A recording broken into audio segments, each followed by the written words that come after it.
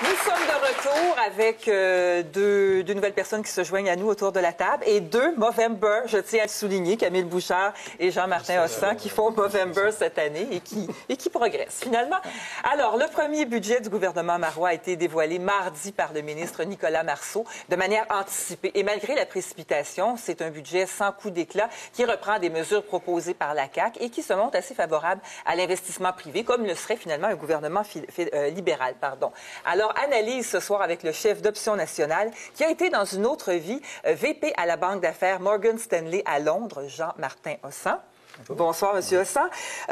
Vos deuxièmes impressions, finalement, de ce budget-là, puisqu'on est 2 jours maintenant après la remise du budget. Donc, qu'est-ce que vous en pensez?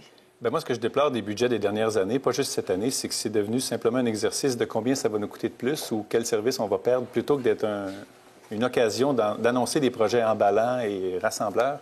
Et je pense que ça manque d'imagination. Même pour un gouvernement minoritaire? Mais oui, mais en fait, si un gouvernement minoritaire se met à gérer pour faire plaisir à l'opposition, pourquoi pas laisser sa place à l'opposition? Il faut arriver avec ses principes et les mettre en place. Sinon, ça donne quoi d'être au gouvernement? Donc, je pense que ce budget-là a manqué d'imagination. Il y avait des façons d'aller chercher de l'argent beaucoup plus productives et beaucoup moins plates que d'augmenter des impôts, je pense. Comme ça aurait été quoi, par exemple? Parce qu'on ne peut pas s'empêcher de penser, évidemment, que si vous étiez resté au Parti québécois, il y a de fortes chances que vous auriez été le ministre des Finances et que ça aurait été votre budget. Bien, en tout cas, ça, on ne le saura jamais. On ne le saura jamais, mais bon. Mais je pense qu'il y a des choses qui ont été suggérées dans les derniers mois. Le Pharma Québec, c'est une excellente idée. C'est dans la plateforme d'Option nationale, celle de Québec solidaire aussi. Ça épargnerait entre 1 et 2 milliards par année au système de santé. Pourquoi on ne le fait pas? Pourquoi on ne se tient pas debout devant les lobbies pharmaceutiques et qu'on ne le fait pas? Les redevances minières qu'on voulait calquer un peu sur l'Australie, le PQ a reculé là-dessus malgré sa promesse. Je ne comprends pas comment mon ancienne collègue Martine Ouellette n'a pas gagné son point là-dessus, mais c'est une chose à faire et c'est quelques centaines de millions de plus par année. Donc, il y a plein de façons d'aller chercher de l'argent. Un rapport d'impôt unique. On est les seuls au Canada à faire 2 déclarations d'impôt chaque année. Ça coûte 500 millions de plus à l'appareil gouvernemental chaque année, ce dédoublement inutile-là. Pourquoi on n'a pas instauré un rapport d'impôt unique? Il y a beaucoup de façons d'aller chercher de l'argent autres que d'augmenter les impôts et les taxes. On a beaucoup parlé du fait que c'était un budget fait pour ne pas déplaire aux fameuses agences de notation. On a beaucoup parlé des risques élevés de décote du Québec. Est-ce que les gens qui disaient ça ont été alarmistes? Est-ce qu'on est obsédé par les agences de notation?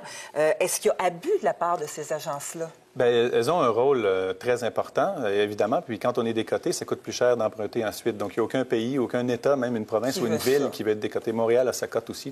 Tout gouvernement a sa cote. Ceci dit, les agences de notation ne sont pas omniscientes non plus, ne sont pas infaillibles, disons, parce que lors de la crise en 2008, la crise financière, il y a beaucoup de produits cotés AAA par ces mêmes agences qui valaient 0.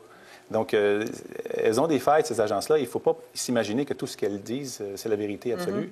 Et par exemple, récemment, quand ils ont dit que la Caisse de dépôt pourrait être décotée si on en changeait la mission, ça, pour moi, c'était d'un ridicule consommé. Parce que la Caisse de dépôt a des ratios absolument solides, même après les pertes de 2008. Et c'est pas parce qu'on en changerait la mission dans le court terme que ces ratios changeraient du jour au lendemain. Donc, je pense qu'il y avait un peu de politique là-dedans, autant qu'il y avait de la finance.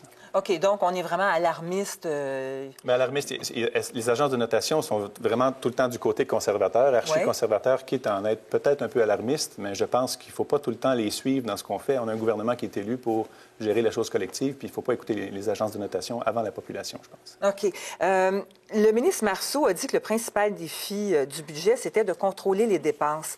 On est dans un contexte mondial qui est à l'austérité, mais est-ce qu'il n'y a pas de danger d'étouffer par la dette d'un côté, mais danger d'étouffer avec des mesures trop austères qui vont nuire justement à une prochaine relance? On l'a vu dans bien des pays qui n'étaient pas des pays développés comme le Québec. Par contre, ça se fait plus dans les pays en voie de développement, mais il y a des mesures d'austérité qui nuisent à la relance. Ceci dit, moi, je pense que le Québec n'est pas dans une situation d'austérité comme il faut l'appliquer, par exemple, peut-être en Grèce ou peut-être en Espagne bientôt. Le coût d'emprunt du Québec, c'est de moins d'1 % sur 1 an et de 3 % sur 10 ans. On est vu par les marchés internationaux comme étant extrêmement solide sur le plan fiscal. Donc, on est loin du précipice que certains alarmistes, souvent de droite, nous dépeignent. Et donc, est-ce que certaines mesures pour justement de payer le déficit à l'arrivée au déficit zéro en 2012-2013, alors que le gouvernement fédéral, lui, l'a reporté en 2016-2017, pour vous, c'est anticipé? C'est vraiment en donner plus que le client en demande? Bien, moi, ce qui me frustre un peu là-dedans, c'est comme j'en ai mentionné quelques-unes tout à l'heure, il y a beaucoup de façons d'aller chercher des centaines de millions, sinon des milliards, sans augmenter les impôts et les tarifs d'un seul sou. et qu'on ne le fasse pas, je trouve que c'est un manque de courage politique devant les lobbies ou devant Ottawa dans certains cas, comme le rapport d'impôt unique. J'imagine qu'Ottawa mettrait son veto là-dessus, mais c'est une question d'efficacité. C'est pas une question souverainiste, fédéraliste, de gauche ou de droite. On veut épargner 500 millions dans un dédoublement inutile. Je pense qu'il faut faire ces choses-là avant d'augmenter les tarifs et les taxes. Jean-Martin Hossan, merci beaucoup de nous avoir éclairé, de nous avoir donné votre point de vue sur ce budget.